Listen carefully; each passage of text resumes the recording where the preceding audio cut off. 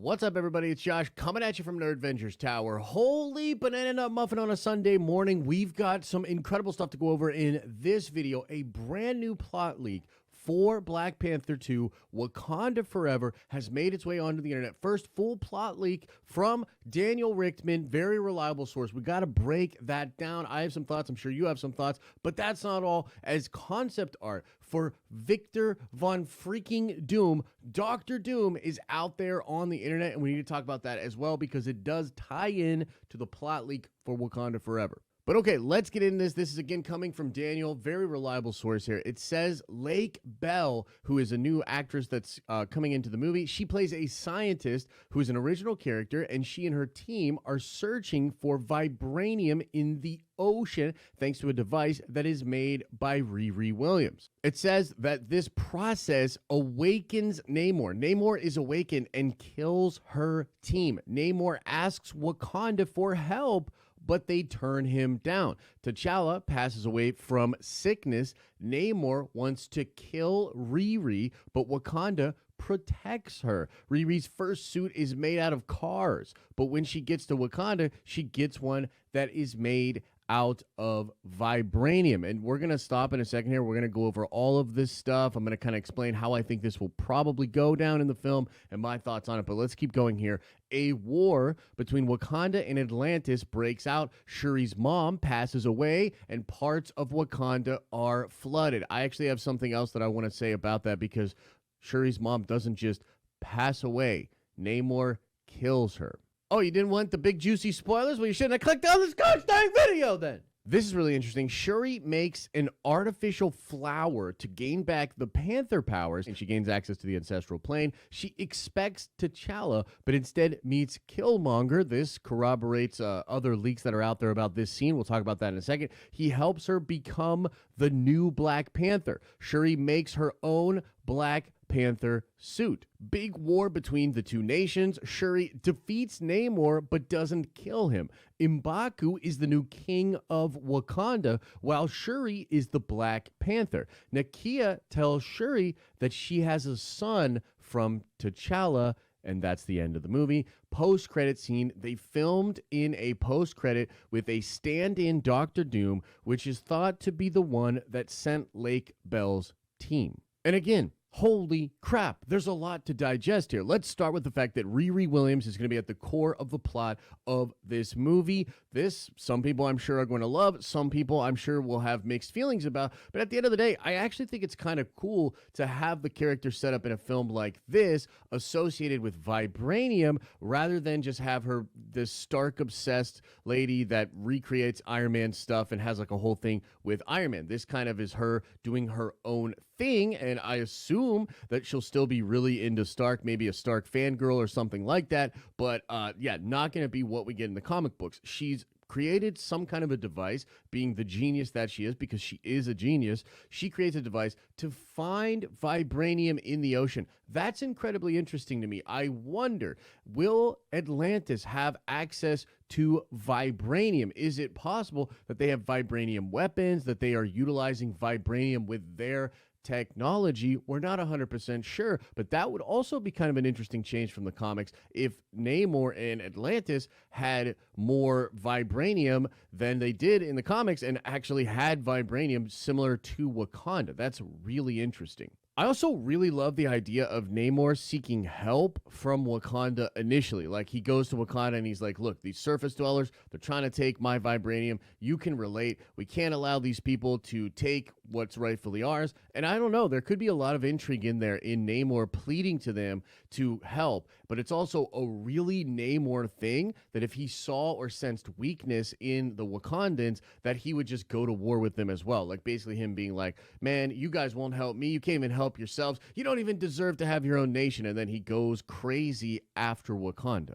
And it seems like Riri definitely going to be helped by the Wakandans. This is likely the scene we heard about that was shot at MIT. She then will go to Wakanda and make her own Iron Man suit, or I guess Iron Heart suit, in Wakanda. It's said to look just like Tony Stark's suit. That's like the concept art that's floating around. And that's kind of interesting to me. She's going to be very adept, man. Like, she might not be a warrior right away. You know, I don't think Stark's really like a warrior right away either. But the technology, she probably has a lot of guts. And she's going to be getting a lot of help from Wakanda and vibranium stuff with Shuri. So, yeah, expect friggin' Ironheart to be very powerful in this movie. So they're going to have Namor attack Wakanda and flood a lot of Wakanda. This does happen in Avengers vs. X-Men, but to be fair, in that comic book, Namor also had a part of the Phoenix Force that was making him really strong. So he's able to flood Wakanda with just kind of crazy mutant-level Phoenix-type powers. It is going to be interesting to see how is he going to pull that off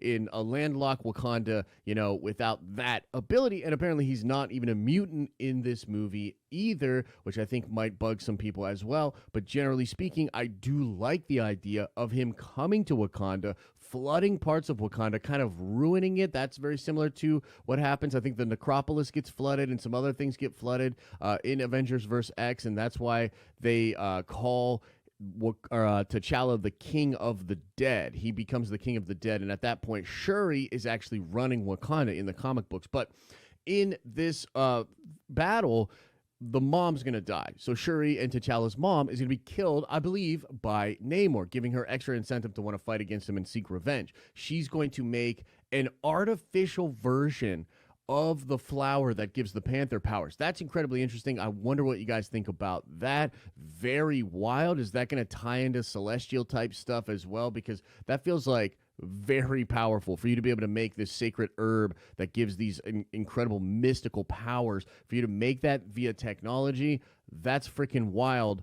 But I kind of dig it, right? So then she's going to go to the ancestral plane, but T'Challa's not going to be there. Is that because maybe T'Challa's out running still, reacting, or is he there in Panther form? We don't 100% know, but I have heard that they were going to try to work T'Challa into this scene. It ended up not working, and they didn't like what they had, so then they just bring in Killmonger. And so Killmonger is going to have a scene with Shuri, and he's going to be the catalyst to making her want to be Black Panther, training her perhaps, or like getting her to embrace that, right? And so I think one of the things that I've seen in the Reddit post about this, in the Twitter discussion, is people have an issue with Shuri, who's not a warrior at all. She's really scientific and everything, with her kind of being able to beat Namor at the end of the film. Well, we really have to see how that's going to take place. I do agree that on paper it seems kind of silly, but at the end of the day, heroes do have to win. So, like, I'm okay with it. I'm, you know, kind of making sense of it.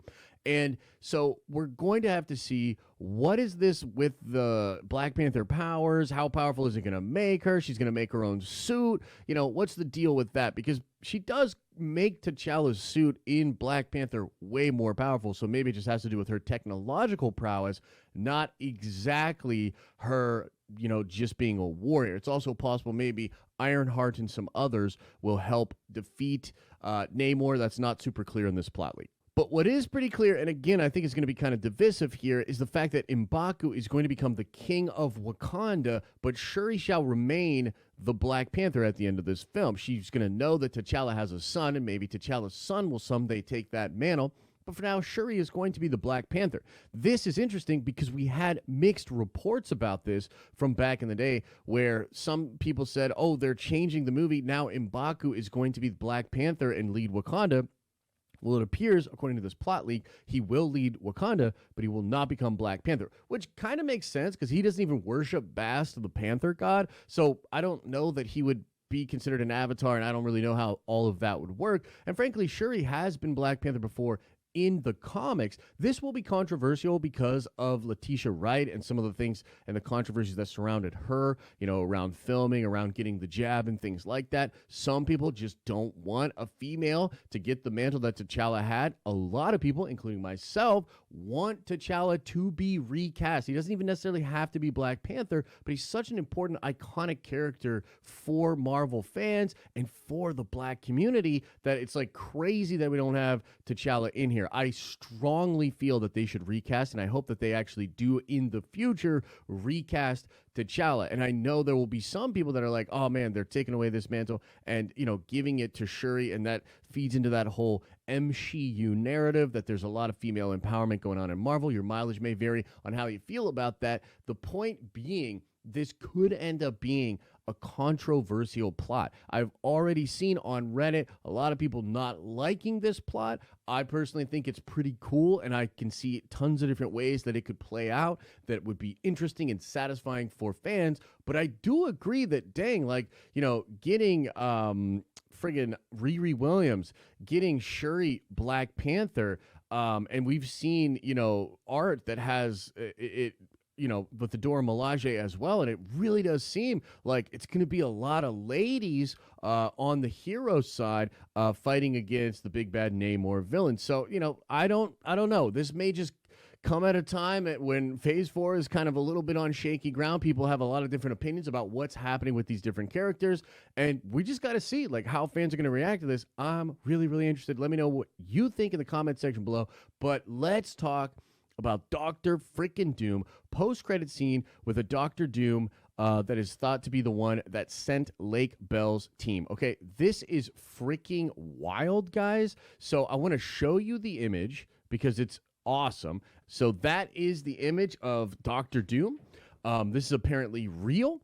This is concept art, but it'll look like this, but probably better. And holy crap, definitely looks like Doom to me. It looks like they went pretty traditional with the armor, with the, you know, things on his chest that will hold his cape. I don't really see the cape in this shot, but you know, we can assume that the cape and the robe is going to be a part of the look as well. I love the leather. I love the tunic, and they're sticking to traditional with it. Man, it's freaking fantastic. So I'm super hyped up about that. I love the idea of him being teased out in the post-credit scene here as the person that sent Bell's team. Meaning what? Meaning that Doom is looking for vibranium. If you've ever read Doom Wars or you know about Doom War, like, dude, that's crazy. This could be going to a really wild place for maybe a Doctor Doom solo project, maybe another Wakanda movie, because Doom and Wakanda have some serious history in the comic books, and especially if he's going after vibranium, holy crap. And here's a comment that apparently is made by somebody that knows what they're talking about for the post-credit scene. It says here, it's implied he's been around for a while. He's on a throne, cape, the works. Think Birch and Claw as chess pieces as they've been behind. I wouldn't be shocked if no dialogue at the moment, closing in on the casting. Now, what that implies is absolutely crazy, because what that means is the Birch dude who's in Ant-Man and the Wasp, that guy that's, you know, a representative of somebody else, and Claw himself could have been pawns of Doctor Doom, and that Doctor Doom's machinations have been going on in the MCU for some time. And I think that means that Feige could be taking Doctor Doom and making him the Norman Osborn that could eventually do all of these things, pull together a Thunderbolts-like team, create the Dark Avengers, or something like that. And I've personally thought it could be really interesting if Doctor Doom sort of asserts himself in the public eye as the new Iron Man for the MCU, and perhaps takes over S.H.I.E.L.D. in the Avengers because of that. I mean, it's just, the possibilities are mind-blowing here, and I think he looks absolutely incredible. So, hey man, that was a lot, and there's a lot of other Marvel stuff that I'm going to talk about in other videos today, and we'll be streaming again tomorrow on the live streaming channel at 10:30 in the morning. So come on by for that. We can discuss some of this. Guys, please let me know your thoughts about this. You know, let me know what you like, what you don't like, and yeah, I'll talk to you guys tomorrow in the live stream. Thanks for watching this video.